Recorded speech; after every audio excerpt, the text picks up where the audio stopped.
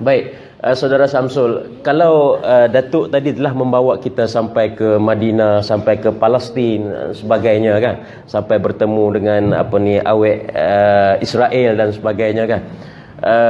Kita nak baliklah ke kampung halaman kita, dalam rumah tangga kita sendiri, bahawa dakwah ini Allah Ta'ala perintahkan supaya kita memulakan dengan diri kita. Qu anfusakum wa ahlikum nara. Peliharalah diri kamu, ahli keluarga kamu daripada api neraka.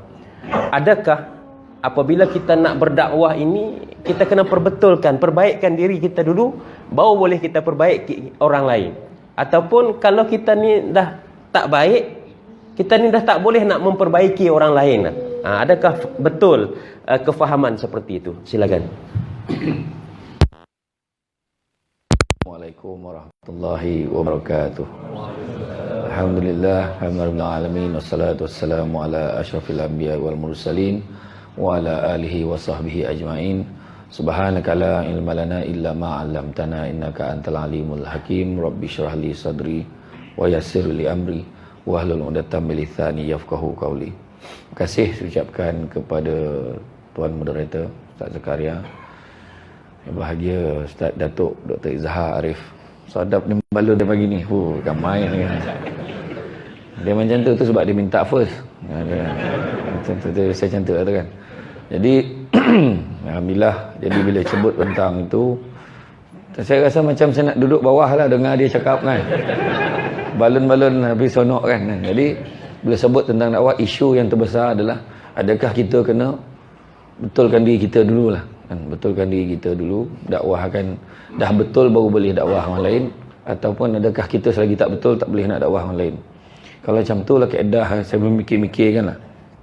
Contoh nak betulkan anak kita, anak tu payah lambik pelak batu kan, daripada kecil kan, lambat lambik dapat betulkan. Dah tua umur 60 kita pun tak sampai betulkan dia, kita mati dulu, tak sampai lah nak dakwah kat orang lain. Macam tu lah kira kan. Kira senang ke jawapan, dah jawab dah tu kan. Jadi maknanya sebenarnya yang kita biasa dengar, sangat besar muka kebencian di sisi Allah bahawa kamu mengatakan apa yang tidak kamu kerjakan. Isu dia kadang-kadang kita suruh buat tapi kita tak mampu buat. Ada juga kita suruh buat, kita baru berazam nak buat. Cerita je, contohlah, sama-sama lah kita bangun qiyam al-lail, hidupkan malam tahajud, dia pun tidur. Contoh kan. Tak, tetap dia kena sampaikan benda tu, tak ada masalah dah, kena cakap. Sebab kadang dia memang nak buat, tapi bangsa dia dapat bantah mempayah kan. Nampak bantah payah, nak pula dia nak bangun bini pegang, contoh kan, tak dapat bangun dah, contoh kan. Tidur dah kan. Bukan semua orang berani macam moderator ni kan. Tak ada kan. Yang ramai macam Dr. Zaharif tu, yang lambik tu. Contoh lah kan. Contoh kawan kan. Jadi maka Rasulullah SAW, saya nak ambil contoh macam mana Nabi pernah naik ke Bukit Safa. Nabi panggil, wahai orang-orang semua datang. Kawan-kawan puak kafir Quraisy ni ramailah, puak Quraisy ni datang. Ada yang datang langsung, ada yang hantar utusan. Apa halnya? Maka Nabi kata, wahai orang-orang sekalian, sesungguhnya aku nak beritahu bagaimana sekiranya aku mengkhabarkan kepada kalian bahawa di balik gunung ini ada serombongan kuda, tentera berkuda yang siap untuk menyerang kalian. Apakah kalian semua percaya? Maka mereka menjawab, ya, kami percaya. Maka Nabi sebut, sesungguhnya aku ini adalah pemberi peringatan kepada kamu sekalian mengenai azab Allah yang amat pedih. Mendengar kata-kata ini, Abu Lahab kata, celakalah engkau wahai Muhammad, apakah hanya untuk ini kamu mengumpulkan kami pada hari ini? Mendengar kata-kata ini kan, maka kita setelah daripada itu, maka Allah menurunkan ayat surah Al-Lahab tu keluar. Turunlah surah Al-Lahab ni. Mana nak tunjuk kepada kita apa? Nabi ni pak saudara dia pun menentang dia. Jadi adakah disebabkan itu maka Nabi kena berhenti berdakwah? Oh, tak boleh. Aku tak boleh dakwah kat orang, kena settlekan pak cik aku ni dulu. Itu soalan dia kan. Jadi macam tu kat kita. Cabaran-cabaran kita sekarang ni yang paling besar memanglah, kalau ikutkan satu dunia ni kita nak betulkan memang tak boleh. Memang tak boleh, tak dapat nak selesaikan serentak. Tu sebab tanggungjawab bersama. Betul Datuk sebut tadi. Kan? Yang mana tanggungjawab ni kita kena bersatu, semua orang kena buat. Tu sebab itu saya tutup lah, lantak lah saya cakap. Kan orang ni pakat bangsa-bangsa masjid tak payah cerita. Bukan nak cerita berapa banyak masjid buat. Bukan nak cerita berapa kos masjid, tapi pengisian. Biarlah masjid tu kecil, tapi ramai orang datang. Daripada masjid besar, hanya time menteri datang pun ramai datang.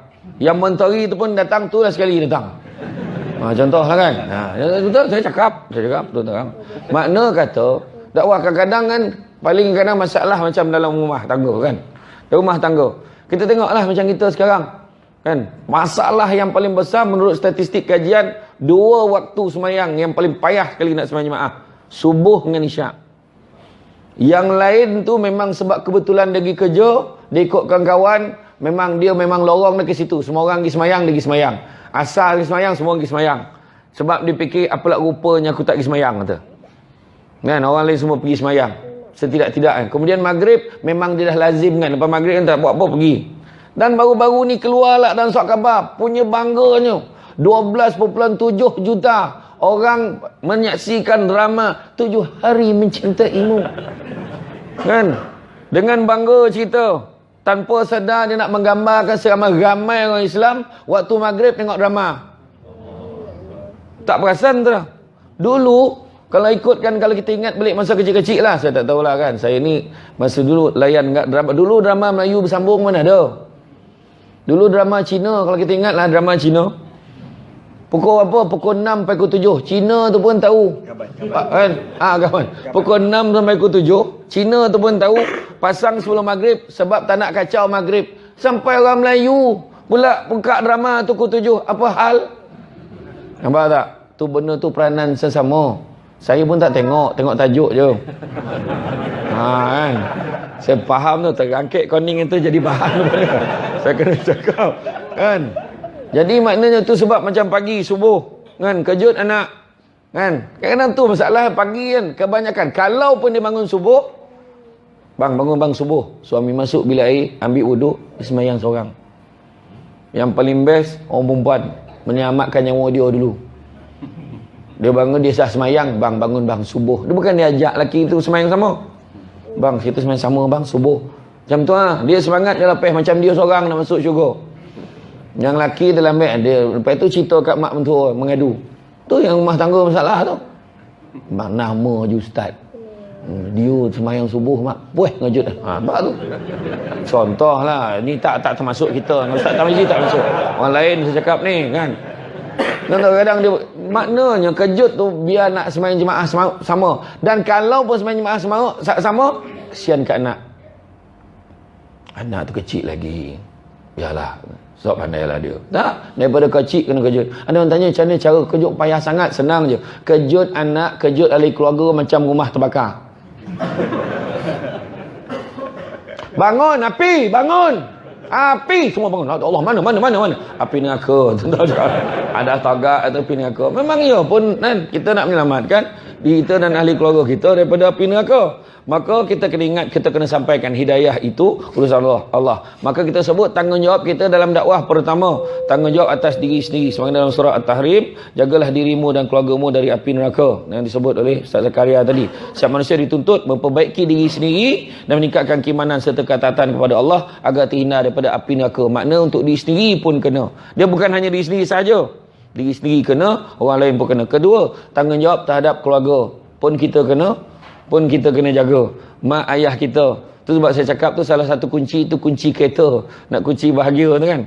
Dalam dunia akhirat kunci kereta. Maksudnya kereta tu kita pandu anak kita dalam tu, ayah kita dalam tu, mak kita dalam tu, keluarga kita dalam tu. Mana hala tuju nak bawa keluarga kita. Tanggungjawab ke atas keluarga kita. Ketiga, tanggungjawab ke atas kaum kerabat dan juga sahabat terdekat pun kita kena beritahu. Tu yang tadi Dr. Zahar sebut tadi, beritahu semua. Sekarang ni dah ada WhatsApp, beritahu dalam WhatsApp. Ada audio kuliah ni keluar satu dunia nampak. Ya, memang betul, saya tak nafi, memang betul, glamour betul dia. Saya pergi sana pun ingat Dr. Zahar dia panggil saya. Saya kata bukan. Punya glamour dia. Betul. Saya kata oh dahsyat. Dia belum sampai lagi, saya kata. Saya kata dahsyat dia. Maknanya sampaikan saya pun orang perasan dia. Faham tak? Maknanya nak tunjukkan bahawa sekarang ni dakwah dia dah macam-macam cara. makna tak ada masalah. Ada orang yang pakai, ada orang dia ringkaskan. Kadang ucapan-ucapan kita tu kan, dia buat dalam satu teks, kemudian dia forward antara kandungan ceramah malam tadi. Ada. Kemudian ada yang seorang tu pula tak adalah kerja lain. Dia pula dia update kan dekat kawasan dia, ceramah-ceramah tu dia bagi kat semua. Jadi kita ada pilihan, kita nampak, alah mulalah ni update. Ada orang yang fikir macam tu. Alah update. Cuba tengok salah satu usaha ikon kita ni. Dia dah siap kalender setahun dia punya ceramah tu. Nak tunjukkan jangan tak pergi, kan? Saya pun puas tengok yang mana aku boleh pergi ni, kan? Betul. Maknanya memang betul tu sepatutnya. Maknanya kita ikut kaedah. Sekarang ni dah macam-macam. Banner mana ada gambar apa. Dulu poster main tulis je. Tulis nama. Sekarang dengan muka. Nak bagi kenal siapa. Kemudian tajuk pun tajuk yang grand-grand kan. Kan saya ceramah dulu dekat apa? Dekat Mahkamah KL, Ramah Keluarga tu. Seminar penghayatan keluarga Nur Kasih tu. Solat yang pertama, kemana pergi sangat asmara. Bertajuk drama je lah. Itulah kerja orang Melayu ni. Drama tak baby. Kan, dilema ombak rindu. Lepas tu lah petua dan tips setia hingga hujung nyawa. Semua tajuk drama je. Elok lah tu tak golak tu, maknanya dia tak tengok drama. Okey lah tu kan. Jadi maknanya saya pun sebab dia cakap tidak tak tahu. Kemudian tanggungjawab sesama Muslim sekitar. Maknanya kena baik dengan semua orang. Maknanya tanggungjawab beritahu semua. Ini adalah zaman yang paling dahsyat sekali, yang mana orang boleh tak suka dengan seseorang yang lain tu walaupun tak kenal dia. Inilah zaman lah. Heran nak kata, dia boleh tak suka orang tu. Boleh tak suka orang tu walaupun tak kenal. Aku menyampah betul dengan dia. Kenapa? Kenapa? Entahlah, aku tengok menyampah lah. Tak kau pernah jumpa? Tak pernah habis. Tak tahu lah, tak suka. Boleh jadi macam tu. Tengok dalam YouTube, kenal pun tidak. Kau dah boleh tak suka dia. Jumpa dulu, tanya dulu kan. Jangan main belasah je. Kan? Kadang-kadang tu zaman dia. Sedangkan Nabi kata, siapa yang Nabi sayang? Patut siapa yang Nabi sayang, kita pun sayang. Nabi sayang isteri-isteri Nabi. Nampak? Kita kena ikut tu. Nabi sayang isteri, maka kita sayanglah isteri. Ya? Kemudian, kedua, Nabi sayang siapa? Nabi sayang ahli keluarga dia. Kita pun sayang ahli keluarga kita. Nabi sayang siapa? Nabi sayang sahabat-sahabat. Kita pun sayang sahabat-sahabat. Nabi sayang siapa? Dan Nabi sayang setiap orang Islam yang berpegang teguh pada syariat Islam.